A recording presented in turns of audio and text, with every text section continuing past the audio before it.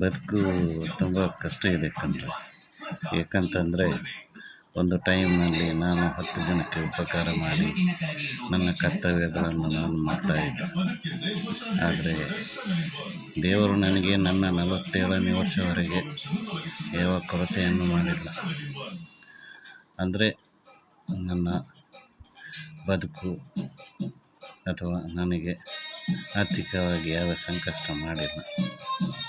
ಆದರೆ ಕಳೆದ 8 ವರ್ಷಗಳಿಂದ ದೇವರಿಗೆ ಯಾಕೋ ಮನಸ್ಸು ಬಂದು ನಾನು ನೀನು ದುಡ್ದಿದ್ದು ಸಾಕು, ಸಮಾಜ ಸೇವೆ ಮಾಡಿದ್ದು ಸಾಕು ಅಂತೇಳಿ ಬೆಡ್ಡಲ್ಲೇ ಮಲಗಿಸಿದರು. ಬೆನ್ನು ಮೊಳೆಗೆ ಪೆಟ್ಟಾಗಿ 8 ವರ್ಷ ಆಯಿತು. ಆದರೂ ನಾನು ಎದೆಗುಂದಿಲ್ಲ ಅಂತಂದರೆ ನನಗೆ ಆರ್ಥಿಕ ಶಕ್ತಿ ಎಲ್ಲ ಕಳೆದುಕೊಂಡೆ. ಯಾಕಂದರೆ ನಾನೊಂದು ಇಲಾಖೆಯಲ್ಲಿ ಕೆಲಸ ಮಾಡ್ತಾಯಿದ್ದೆ. ಆ ಇಲಾಖೆ ನಾನು ಮನೆಯಲ್ಲಿ ಬಿದ್ದಿದ್ದೇನೆ ಅಂತ ಹೇಳಿ ನನಗೆ ಯಾವೊಂದು ರೀತಿಯ ಆರ್ಥಿಕ ಸಹಾಯವನ್ನು ಮಾಡಲಿಲ್ಲ. ಅದನ್ನು ನಾನು ಈಗಲೂ ಬೆಂಗಳೂರಿನ ಹೈಕೋರ್ಟಲ್ಲಿ ಹೋರಾಟ ನಡೆಸ್ತಾ ಇದ್ದೇನೆ. ಬಟ್ ಈಗಿನ ಪರಿಸ್ಥಿತಿ ಏನಾಗಿದ್ರೆ ಅಂದರೆ, ನಾನು ಈ ಬೆನ್ನುಮೂಳೆ ಹೊಡೆತಕ್ಕೊಳಗಾದಾಗ ನಮಗೆ ಮೂತ್ರ ಅಥವಾ ಸ್ಟೂಲ್ ಅಂದರೆ ಟಾಯ್ಲೆಟ್ಗೆ ಹೋಗಬೇಕಾದ್ರೆ ನನಗೆ ಯಾವುದೇ ಸ್ಪರ್ಶ ಜ್ಞಾನ ಇರೋದಿಲ್ಲ. ನಾವು ಕೇವಲ ಕ್ಯಾಥೆಟರ್ ಯೂಸ್ ಮಾಡಿ ನಮ್ಮ ಯೂರಿನ್ ತೆಗೆಯಬೇಕಾಗ್ತದೆ, ಅಥವಾ ಗ್ಲೌಸ್ ಹಾಕಿ ಕೈ ಬೆರಳು ಹಾಕಿ ಮೋಷನ್ ತೆಗೆಯಬೇಕಾಗ್ತದೆ. ಈ ರೀತಿ ನಮ್ಮ ಪರಿಸ್ಥಿತಿ ಇದೆ. ಇಂಥ ಪರಿಸ್ಥಿತಿಯಲ್ಲಿ ನನಗೆ ಯಾವುದೇ ಆರ್ಥಿಕ ಮೂಲ ಇಲ್ಲ. ನನಗೆ ಮನೆಯಲ್ಲಿ ಆರ್ಥಿಕ ಬೇರೆ ಇತರ ಮೂಲಗಳಿಲ್ಲ. ಮನೆಯಲ್ಲಿ ಇರುವವರು ದುಡಿಯಲು ಹೋಗಲಾಗ್ತಿಲ್ಲ. ನನ್ನ ಚಾಕರಿ ಮಾಡಬೇಕಾಗಿದ್ದರಿಂದ ಒಬ್ಬಳು ಮಕ್ಕಳು ಇರುವುದು. ಅವಳು ಕೂಡ ಕಾಲೇಜಿಗೆ ಕಲಿತಾ ಇದ್ದಾಳೆ. ಅವಳನ್ನು ಕಾಲೇಜಿಂದ ನಿಲ್ಲಿಸಲಿಕ್ಕೂ ಅಲ್ಲ, ಕಳಿಸ್ಲಿಕ್ಕೂ ಅಲ್ಲ ಪರಿಸ್ಥಿತಿ ಆಗಿದೆ. ಪಾಪ ಅವಳು ಒಂದು ಒಳ್ಳೆಯ ಮೆರಿಟ್ ಸ್ಥಾನದಲ್ಲಿ ಮೆರಿಟ್ ಮಾರ್ಕ್ ತಗೊಂಡು ಅವಳ ಸ್ಕಾಲರ್ಶಿಪ್ ದುಡ್ಡಲ್ಲೇ ಬರೀ ಕಷ್ಟಪಟ್ಟು ಕಲಿತಿದ್ದಾಳೆ. ಅಂಥದ್ರಲ್ಲಿ ನಾನು ಈ ಆರ್ಥಿಕ ಮೂಲಗಳಿಲ್ಲದೆ ಪ್ರತಿ ತಿಂಗಳು ಆಸ್ಪತ್ರೆಗೆ ಹೋಗಬೇಕಾದ ಪರಿಸ್ಥಿತಿ ಇರುವಾಗ ಹೋಗದ ಕಾರಣ ನನಗೆ ಯೂರಿನ್ ಇನ್ಸ್ಪೆಕ್ಷನ್ ಎಲ್ಲ ಜಾಸ್ತಿಯಾಗಿ ಇನ್ನು 2 ಕಿಡ್ನಿಗಳು ವೈಫಲ್ಯ ಆಯಿತು. ಈಗ ಕಳೆದ 3 ವರ್ಷಗಳಿಂದ ಕಿಡ್ನಿ ವೈಫಲ್ಯಕ್ಕೊಳಗಾಗಿ ನಾನು ವಾರಕ್ಕೆ 3 ಸಲ ಡಯಾಲಿಸಿಸ್ಗೆ ಹೋಗ್ತಿದ್ದೇನೆ. ಇಂಥ ಪರಿಸ್ಥಿತಿಯಲ್ಲಿ ನಾವು ಬದುಕುವುದು ಹೇಗೆ? ಅದು ನನ್ನ ತುಂಬ ಆತ್ಮೀಯರುಗಳು ನಾನು ಮಲಗಿದಲ್ಲಿಂದ ವಾಟ್ಸಪ್ ಚಾಟ್ ಮಾಡಿ ಅವರನ್ನು ಕಾಡಿ ಬೇಡಿ ರಿಕ್ವೆಸ್ಟ್ ಮಾಡಿದಾಗ ನನಗೆ ಅಷ್ಟೋ ಇಷ್ಟೋ ಸಹಾಯ ಮಾಡ್ತಾಯಿದ್ದಾರೆ. ಅವರ ಕೈಯಲ್ಲಿ ಎಷ್ಟು ಸಾಧ್ಯವಿದೆ ಅಷ್ಟು ಸಹಾಯ ಆದ್ದರಿಂದ ಎಷ್ಟರವರೆಗೆ ನನ್ನ ಬದುಕು ಸಾಗಿತು.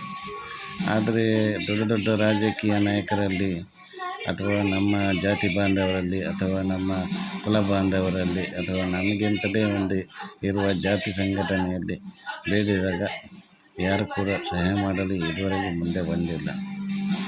ಕೆಲವೊಂದು ಸಂಘಟನೆಗಳು ಸಹಾಯ ಮಾಡಿವೆ.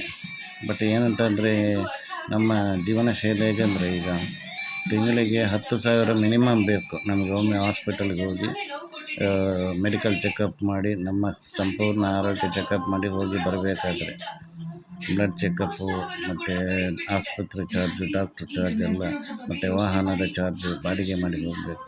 ಅಂಥದ್ರಲ್ಲಿ ನಮಗೆ ಅಷ್ಟು ಚಾರ್ಜ್ ಇದೆ. ನಾವು ಪ್ರತಿ ತಿಂಗಳು ಸಿಕ್ಕವರನ್ನು ಬೇಡ್ತಾ ಇದ್ದೇವೆ. ಕೆಲವರಿಗೆ ಮನಸ್ಸಿದೆ ಕೊಡ್ತಾರೆ, ಕೆಲವರಿಗೆ ಒಂದು ಯಾವಾಗಲೂ ಚಾಳಿ ಇದ್ದದ್ದೇ, ಒಂದು ಮುಗಿಲಿಕ್ಕಿಲ್ಲ ಯಾವಾಗಲೂ ನೋಡಿದ್ದು ಅಂತ ಆ ಭಾವನೆಯಲ್ಲಿ ತಾತ್ಸಾರ ಭಾವನೆಯಿಂದನೋ ಅಥವಾ ಅವರ ಸಮಸ್ಯೆಯಿಂದನೋ ಸಹಾಯ ಮಾಡಲು ಮುಂದೆ ಬರುತ್ತಿಲ್ಲ. ಸೊ ನನಗೂ ಮೊನ್ನೆ ಮಲಗಿದಲ್ಲಿ ಆಲೋಚನೆ, ನಾನು ಹೇಗಾದೆ. ಆದರೂ ಸಮಾಜದಲ್ಲಿ ಕೆಲವೊಂದು ಒಳ್ಳೆಯ ಮನಸ್ಸುಗಳು ನನಗೆ ಸಹಾಯ ಮಾಡ್ತೇವೆ. ಆದ್ದರಿಂದ ನಾನು ಇದುವರೆಗೆ ಇಲ್ಲಿ ಬದುಕಿಕೊಂಡು ಬಾಳಿದೆ. ಆದರೆ ಡಯಾಲಿಸಿಸ್ ಎಂಬುದು ನಮ್ಮದು ಸ್ಪೈನಲ್ ಕಾರ್ಡ್ಗಿಂತ ಕಡೆ ರೋಗ. ಅದರಲ್ಲಿ ನಮ್ಮದು ಪ್ರಾಣ ಯಾವಾಗ ಹೋಗುತ್ತೆ ಅಂತ ಹೇಳೋಕ್ಕೆ ಬರೋಲ್ಲ. ಅಂದರೆ ಸಡನ್ನಾಗಿ ಕರೆಂಟ್ ಹೋದಾಗ ಡಯಾಲಿಸಿಸ್ ಸ್ಟಾಪ್ ಆದರೆ ಬ್ಲಡ್ ಕ್ಲಾಟ್ ಆಗಿ ಹಾರ್ಟ್ ಫೇಲ್ ಆಗುವಂಥ ಚಾನ್ಸಸ್ ಜಾಸ್ತಿ ಇದೆ. ಈ ಗ್ರಾಮೀಣ ಪ್ರದೇಶಗಳಲ್ಲಿ ವಿದ್ಯುತ್ ವೈಫಲ್ಯಗಳು ಆಗ್ತಾ ಇರ್ತವೆ. ಜನರೇಟ್ರು ಕೈ ಕೊಟ್ಟರೆ ನಮ್ಮದು ಗತಿಯೇ. ಅಂಥ ಪರಿಸ್ಥಿತಿಯಲ್ಲಿ ನಾವೀಗ ಬದುಕುತ್ತಿದ್ದೇವೆ. ಆದರೂ ಬ್ಲಡ್ ಕ್ಲಾಟು ಇಂಥೆಲ್ಲ ಸಮಸ್ಯೆಗಳಿರುವಾಗ ನಮಗೆ ಬೇಡಲು ನಾಚಿಕೆ ಆಗ್ತದೆ, ಆದರೆ ಬೇಡದ ಪರಿಸ್ಥಿತಿ ಇಲ್ಲ. ಅಂಥ ಎಲ್ಲ ಸ್ಥಿತಿಯಲ್ಲಿದ್ದೇನೆ. ಆದ್ದರಿಂದ ದಯವಿಟ್ಟು ಸಮಾಜದ ಬಂಧು ಬಾಂಧವರು ಬೆನ್ನುಮೂಳೆ ಮುರಿತಕ್ಕೊಳಗಾದ ನನಗೆ ಹಾಗೂ ಡಯಾಲಿಸಿಸ್ ಪೇಷಂಟ್ ಆದ ನನಗೆ ದಯವಿಟ್ಟು ನಿಮ್ಮ ಕೈಯಿಂದ ಆದಷ್ಟು ಸಹಾಯ ಮಾಡಿದರೆ ನಾನು 4 ದಿವಸ ಹೆಚ್ಚು ಬದುಕ್ಬೋದು, ನನ್ನ ಕುಟುಂಬದೊಂದಿಗೆ ವಾಸಿಸ್ಬೋದು ಅಂತ ನನ್ನ ಒಂದು ಕಳಕಳಿಯ ಮನವಿ. ದಯವಿಟ್ಟು ನನಗೆ ಸಹಾಯ ಮಾಡಿ ಅಂತ ನಾನು ನಿಮ್ಮಲ್ಲಿ ಕೈ ಮುಗಿದು ಬೇಡಿಕೊಳ್ತಿದ್ದೇನೆ.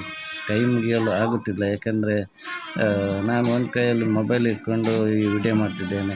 ಸೊ 2 ಕೈಯಲ್ಲಿ ಕೈ ಮುಗಿಲಿಕ್ಕೆ ಸಾಧ್ಯವಿಲ್ಲ. ಆದ್ದರಿಂದ ಮನಸಾರೆ ನಿನಗೆ ಕೈ ಮುಗಿದು ಸಾಷ್ಟಾಂಗ ನಮಸ್ಕಾರ ಮಾಡ್ತಿದ್ದೇನೆ. ದಯವಿಟ್ಟು ನನ್ನನ್ನು ಹರಸಿ ಹಾರೈಸಿ ಪ್ರೋತ್ಸಾಹಿಸಿ.